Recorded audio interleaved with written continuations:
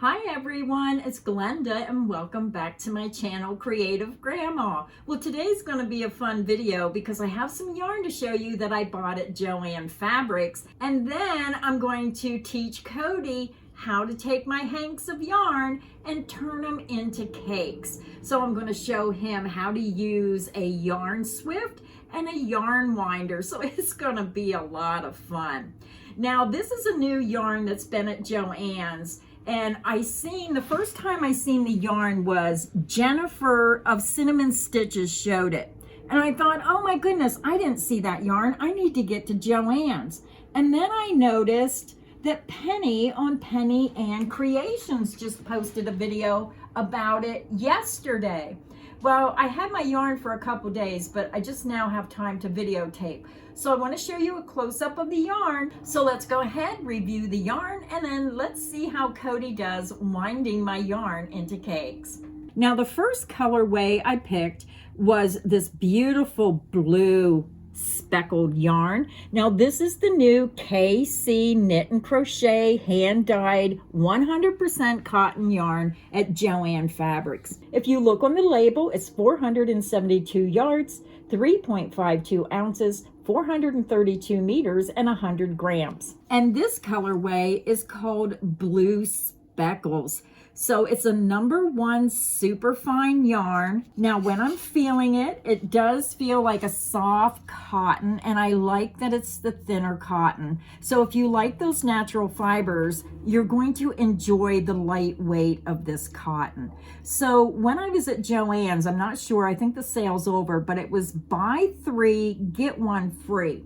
So I picked 4 different colorways. So I got 9 of them for $9.99, and then I got 3 skeins for $30 for free. So that was a good deal. Now, the next colorway I thought was very pretty as well, and this is Tutti Frutti. Isn't that pretty? Look at those beautiful multi-rainbow colors. The next colorway I chose was Candy Pink. I just thought this was the most beautiful, softly colored pink. It's almost white right here, very light pink or white. I'm really not sure. Mixed with that pastel pink and that pastel blue. Isn't that gorgeous? And then the last colorway I chose is called Coastal Blue. This is gorgeous colors of blue, and this is almost like a greenish blue. Cody, do you classify that as green or blue? I would call it greenish blue. Yeah, it's like a surf green. Yeah. So I got 3 skeins of each colorway because I just wanted enough to maybe make a shawl or something a little larger. So these are the different colorways that I purchased, and they have many, many more up there. And if you watch some of those other videos, especially Penny, she bought, I think, every color. You can see more or visit your local Joann stores. So tell me, out of the 4 different colorways you're seeing here, which one was your favorite? So first, I want to show you a yarn swift. Now, it looks a little funny because the bottom's off, but I want to show you the name of the company that makes this yarn swift. Now, this yarn swift I found a long time ago at a yarn festival. It's custom made, and they had it on display, and this just sits right in there, but I just wanted to show you who made it. So you have 2 pieces. It's so easy to put together. But if Cody did a close-up, you can contact them if you like this. I like this much better than the umbrella style. So this is another option, which once you have the custom wood one, I don't like this one anymore. So this has been laying in the cupboard. This is called the umbrella swift. So it's a cheap one. It comes from Yahtzee's Craft, and it's called an umbrella swift. So what you do is you just push up on this, and it acts in the same manner. You clamp it to the table, which I don't like using clamps on my table. I much rather have one that sits on the tabletop. So they both work in the same manner, but this one I like so much more. So those are the 2 style of yarn swifts that I have. Now, the next item you're going to need is called a ball winder. Now, this also is a cheap one. Here it is in the box. And this one came from Yahtzee's Craft as well. I'm not sure how much it cost. It wasn't very expensive. And you do get the instructions with the yarn winder that tells you how to use it. So I have it clamped to my table. So these are the two things that you're going to need when you want to wind your yarn into cakes. So again, this is the yarn that I bought at Joann's. You want to carefully cut the label off. Now I like to stick my finger in there so I don't cut through the yarn. Take your label off, and then you're just going to take your yarn and untwist it. And then you're going to try to open it up, and just be careful of your threads. So you can see you want it to lay out that way, and then you need to look for the strands that's tied to the yarn. So I'm going to flip this over and look for my threads. First I need to put my glasses on. And when you look, you'll see right here I see some yarn coming across. Here I see some yarn coming across. So when you see these that look out of place, that's where you're going to find your knots. So you just want to carefully look to where you're going to cut that yarn. And then you just want to pull that string out. That's what they use to hold the hank together. And try not to get it mixed up. Try to keep it as straight and even as you can. And Cody's already ahead of me. He found the next one. So I'm going to come over here and I look for the knot. I think that's the main one. Okay, let me go over here. Here's another one over here. Here's a knot, and I just clip right under the knot. And then you just want to pull that yarn out. And there's that string of yarn, and I believe there's one more. So those ones are just meant to hold it together nice. Right.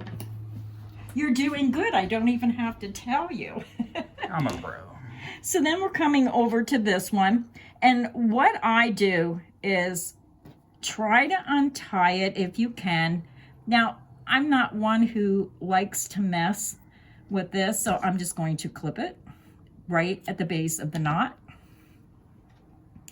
And then you want to just try to carefully find the strand of yarn that's tied and then find the end. So here's one end, here's the second end. You're going to have 4 ends. There's the third and here's the fourth. So I'm not sure which one's the string, so I'm just going to try to pull this out. Okay, that's the string. And then you're going to have 2 more strings.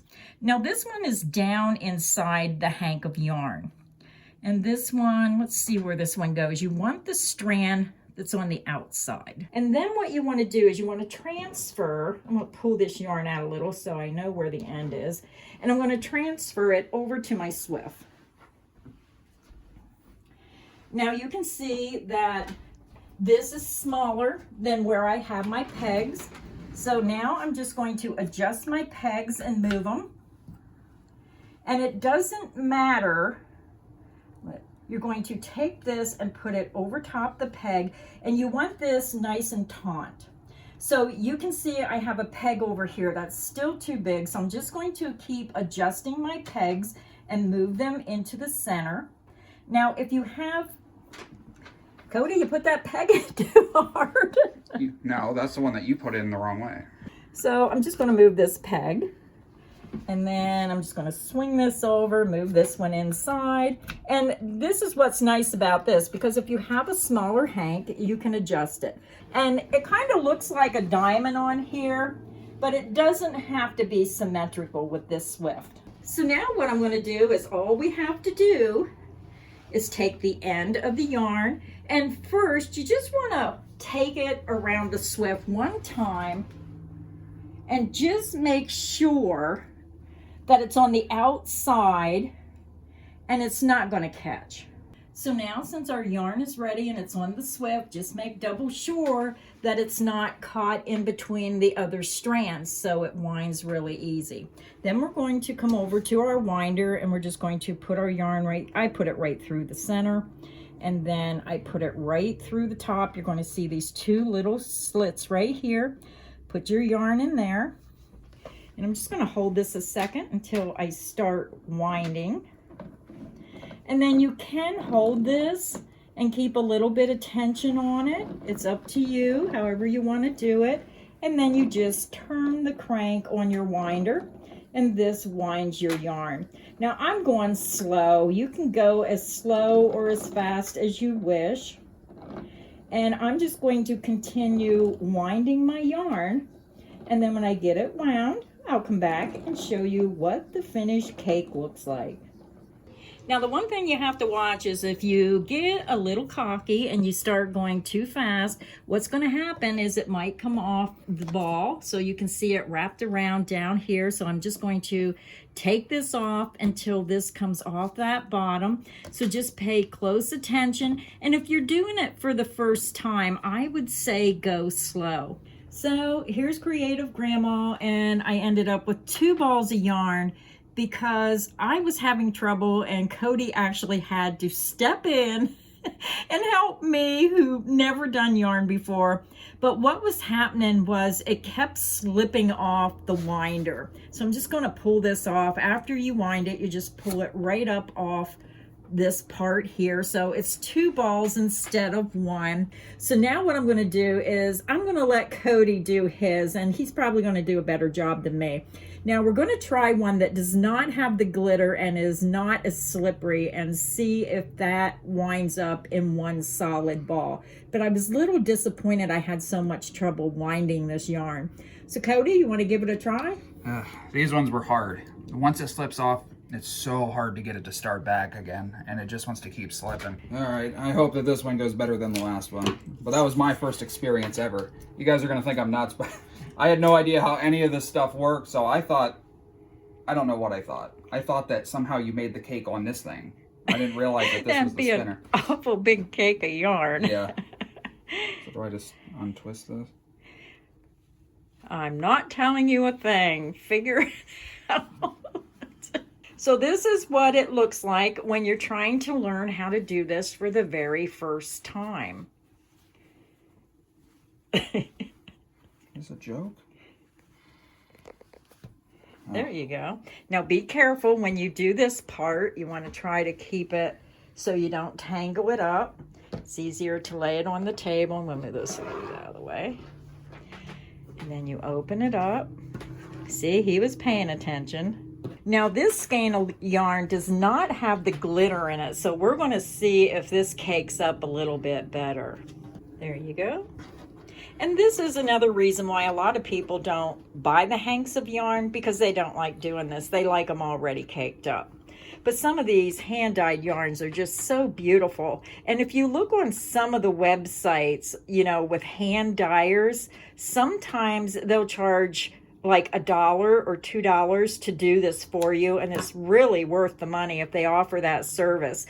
Some people even do it for free for you. So when you're buying hand-dyed yarn online, make sure you look and see if they have that option. Then you're not going to have to deal with this. I'd rather pay somebody, or I mean, they look really cool when they're hanging there, but that first experience wasn't great. But maybe this yarn will work better. Do you know how long it's been since I caked a hank of yarn? Okay, so now he got his ends out, so I'm just going to move them out of the way. I just cut this here. Yeah, right below the knot. He's going to cut it. And one end will be the end of this hank, and the other one will be the starting one. So what he has to do now is he has to kind of figure out and move this around so when he pulls it, it's on the outside. I think this is the inside one, and then this is the outside one. But go ahead and put it on the Swiffer. So Cody moved it over to the Swiffer, and he suggested that instead of me having it look like a diamond, which the instructions said it didn't matter, that we would make it more symmetrical around all 4 sides and see if it wound the cake a little bit better. So now he's testing his ends, and this is very important to do this before you start. Yeah, what you can do is you can move this around if you have to flip it over if it's not coming out. So the one that goes on the inside, you want to tuck that in so it's out of the way. And you can see that the yarn's going to come from the outside, and it's going to come off very easily. So Cody, that looks good. So go ahead and tighten that back up before we start. So now he's going to come over to the winder and he's going to put it through the feed and then down through the top. I even got him a chair. You're so nice. And then he's going to start winding. So the instructions say clockwise, so he's getting it started. And you can see how the Swiffer is moving along with the yarn as he's cranking. And hopefully this one goes a little bit better than mine did. So what do you think, Cody? I'm just hoping it does good. It always seems to be fine when it's small. It's when it starts to get bigger, it likes to slip off. It's so hard to keep that perfect tension. Yeah, because we got about, what, halfway? So we'll see how far we get with this ball. I've never caked this fine of a yarn. Usually when I cake it, it's like a 3. So we'll see. This was a number 1, wasn't it? Yes. Yeah, really thin. And just for the record, I do have this on backwards. It's a little harder to keep the tension in this direction because you're pulling from the other side. Now, if I did this quite a bit, where I was doing it all the time, then it would be nice if you had a setup to do it. You just take it over there, you get used to doing it. But when you do it, like, I don't know, when was the last time I did it? Like 2 or 3 years ago. So it just feels awkward to me trying to do it a little bit. Yeah, everything takes practice. I just think it's fun that Cody's interested in crafts. He comes down and he's still putting those Dresden plate and fat quarters and jelly rolls together to help me liquidate, you know, some of all that fabric I have. So you can check out his eBay channel. Now we're a little low right now. So he come down today to get a few more things made up to help me get rid of some of the stuff that I have from the years and years of quilting. And then she said, let's make a video. And then I didn't get anything done. I'm afraid to say anything because I don't want to jinx you, but so far, I think you've been doing amazing. Oh, I'm trying to hold this tension perfectly. Every time it gets caught a little bit, I'm so nervous it's going to come off. Yeah, we did. We really did have a hard time with that last cake. Well, I don't want to jinx us, but I think that I'm farther than I was last time. Yes, don't jinx us. It doesn't seem to be slipping off like the glitter yarn. I mean, it's not that big of a deal if it's in 2 cakes, right? Well, it's nicer if it's in 1 cake. Yeah, so you don't have to tie it. Yeah. Yes. I will probably keep those 2 little cakes for if I need extra yarn at the end of a project. I'll probably try again to recake the glitter yarn and hope it cakes good. Yeah, this would be an all-day process. How many did you get? Like 9. 9? No, I got 12. No. You said 9. I thought you had more than 9. Yeah, I bought 3 colors, and then I got my 4th color free and got 3 cakes or 3 hanks of that. Even the smallest disruption in tension or anything, if you slow down and start a little fast, if it comes off, it's like impossible to get it to start again. And this one, I felt it slip a few times, but it just picks right back up. Yeah, be careful. I mean, if you do this and you're holding the tension on there with your finger really tight and you're spinning this really fast, you could burn yourself. Oh yeah, a rope burn. Yes. String burn. Well, we're getting towards the end. This one's definitely looking a lot better. Yes, you did a better job than me. It's not my favorite task to cake yarn. All right, we're almost done. Only a few more spins to go. And there you have it. Cody did a better job than Creative Grandma. So go ahead and show them how you take it off the winder. Just going to put your hands underneath the cake and pull up. Put both hands under it so you don't, yeah. Every time this thing lifts off, I guess I'll grab under here because this thing, like, it just feels flimsy, like it's going to break. There you go. Look at that. Professional. What's this called? Creative Cody? Yes, you did a better job than me. How embarrassing to do a video and your grandson does better caking yarn than you do, and on his first try. So thank you, Cody. I'm sure you don't want to do another one, do you? Nah, not right now. In her defense, I think it was the glitter yarn was just harder to wind than this. I do too. I think it was slippery and it had kind of like little nubs or something in the yarn, and I just think it kept catching and then pulling down. So thank you everybody for stopping by today. If you enjoyed this video, please make sure you hit the like button. Make sure you subscribe so you don't miss any of the crochet fun here on Creative Grandma's channel. So until next time, happy crocheting everyone.